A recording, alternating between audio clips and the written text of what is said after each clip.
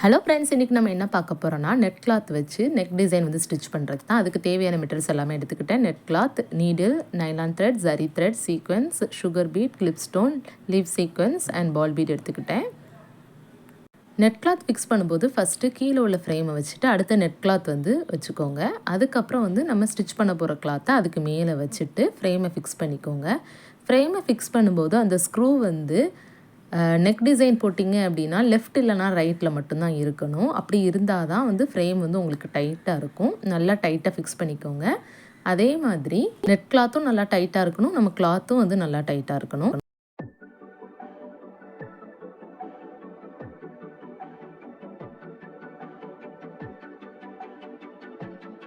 First one line வந்து silver zari வச்சு chain stitch போட்டுக்கிறேன். செயின் ஸ்டிச் ஃபுல்லாக முடிச்சதுக்கப்புறம் நெக்ஸ்ட் எப்படி இருக்குங்கிறத பாருங்கள்.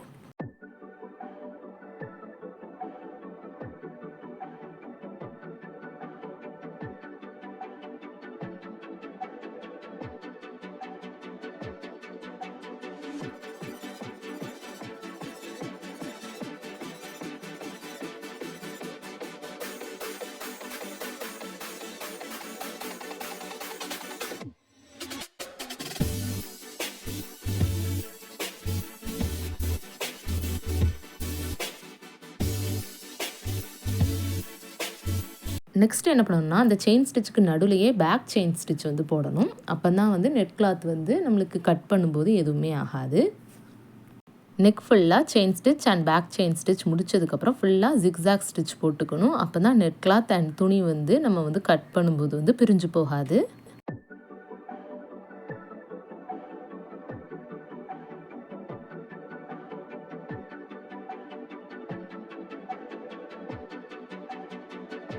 நெக்ஸ்ட் வந்து சில்வர் கலர் சுகர் பீட் எடுத்துகிட்டு ஒரு அவுட்லைன் ஃபுல்லாகவே நான் போட்டுக்க போகிறேன்.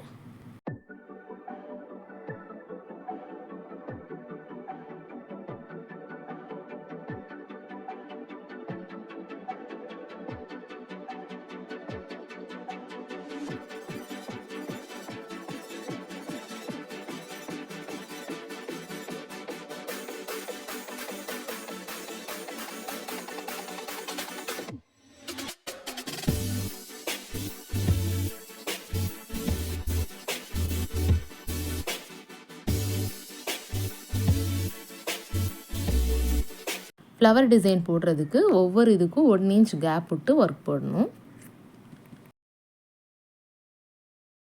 இதுக்கு தேவையான மெட்டீரியல் என்னெல்லாம்னா clip stone stitchable, sugar bead and sequins மட்டும் இருந்தால் இந்த ஃப்ளவர் டிசைன் போட்டுடலாம். எப்படி போட்டிருக்குங்கிறத பார்த்துக்கோங்க.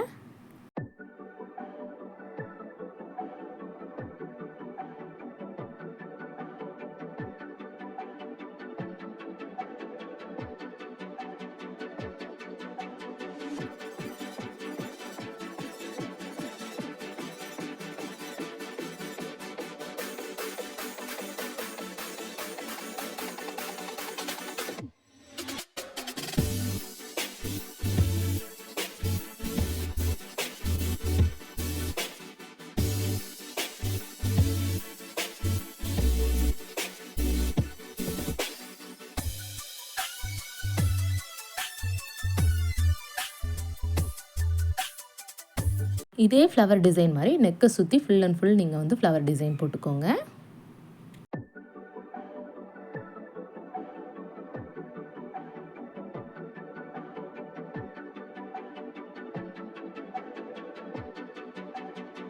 இதுக்கப்புறம் வந்து மேலே இருக்கிற கிளாத்தை வந்து கட் பண்ணி எடுக்க போகிறோம். ரொம்ப வந்து கேர்ஃபுல்லாக பண்ணணும். ஆக்சுவலாக ஒரு நீடில் அண்ட் வந்து ட்ரிம்மர் யூஸ் பண்ணுறது மோஸ்ட்டாக ரிஸ்க் தான். ட்ரிம்மரை விட சின்ன கத்திரிக்கோல் வச்சு யூஸ் பண்ணுங்கள். அப்போ கட் பண்ண உங்களுக்கு ஈஸியாக இருக்கும். கீழே நெட் கிளாத்தையும் பிடிச்சிக்கோங்க, மேலே துணியும் பிடிச்சிட்டு லைட்டாக நீங்கள் கட் பண்ணிங்கனாவே ஸ்டார்டிங் கட் ஆயிரும். அதுக்கப்புறம் நீங்கள் அந்த துணியை பிடிச்சிட்டே கட் பண்ணிடலாம். நெட் கிளாத் அட்டாச் பண்ணுறது வந்து ரொம்பலாம் கஷ்டம் கிடையாது. இது மாதிரி நீங்கள் ஃபாலோ பண்ணுங்கள். பட் சிஸ்ஸர் யூஸ் பண்ணிக்கோங்க.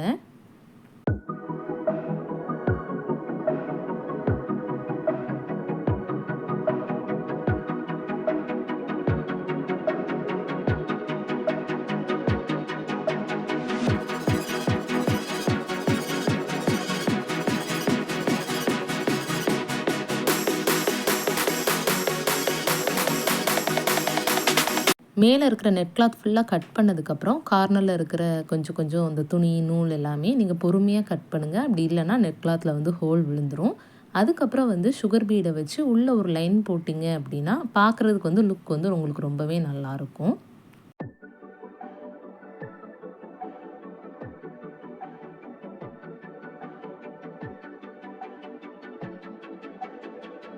அதே மாதிரி உள்ளே இருக்கிற அந்த லீஃப் ஷேப்பை சுற்றியுமே சுகர் பீட்ஸ் வந்து ஒன் லைன் வந்து நான் போட்டுக்கிறேன்.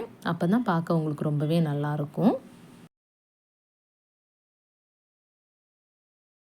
இப்போ வந்து ஒர்க் எல்லாமே ஓரளவு கம்ப்ளீட் பண்ணிட்டேன். ஆரி ஒர்க் ஃபுல் அண்ட் ஃபுல் முடிஞ்சுது. இதுக்கப்புறம் நம்ம என்ன பண்ணணும்னா பேக் சைடு வந்து திருப்பிட்டு நடுவில் இருக்கிற ஓவல் ஷேப்பை கட் பண்ணுறதுக்கு முன்னாடி அந்த ஓரமாக உள்ள எட்ஜஸ் எல்லாத்துலேயுமே நீங்கள் வந்து என்ன பண்ணணும்னா ஃபேப்ரிக் க்ளூ வச்சு நல்லா அப்ளை பண்ணி கொஞ்ச நேரம் வந்து நீங்கள் நல்லா ட்ரை பண்ண விட்டுருங்க. விட்டதுக்கப்புறம் தான் நீங்கள் வந்து உள்ளே இருக்கிற துணியை வந்து கட் பண்ணணும். அப்படி இல்லாமல் நீங்கள் பண்ணீங்க அப்படின்னா ஓரத்தில் இருக்கிற சரி எல்லாமே வர்றதுக்கு வாய்ப்பு இருக்குது. அதனால் கட் ஒர்க் பண்ணுறதுக்கு முன்னாடி இந்த மாதிரி ஃபேப்ரிக் க்ளூ அப்ளை பண்ணி நீங்கள் வந்து கட் பண்ணுங்கள். அப்போ ஈஸியாக இருக்கும். அதுக்கப்புறம் வெளியில் இருக்கிற தேவையில்லாத நெட் கிளாத்தை ஃபுல்லாக நான் கட் பண்ணி எடுத்துக்கிறேன்.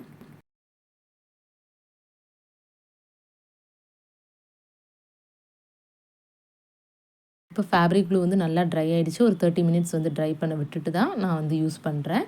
திரும்ப ஃப்ரண்ட் சைட் திருப்பிக்கோங்க. இப்போ வந்து கட் ஒர்க் பண்ணுறது நம்மளுக்கு ரொம்பவே ஈஸியாக இருக்கும். நம்ம காயில் இல்லைனா பத்தி யூஸ் பண்ணி பண்ணலாம். நான் வந்து இன்றைக்கி சால்ட்ரிங் மிஷின் யூஸ் பண்ணி தான் உங்களுக்கு கட் பண்ணி காட்ட போகிறேன்.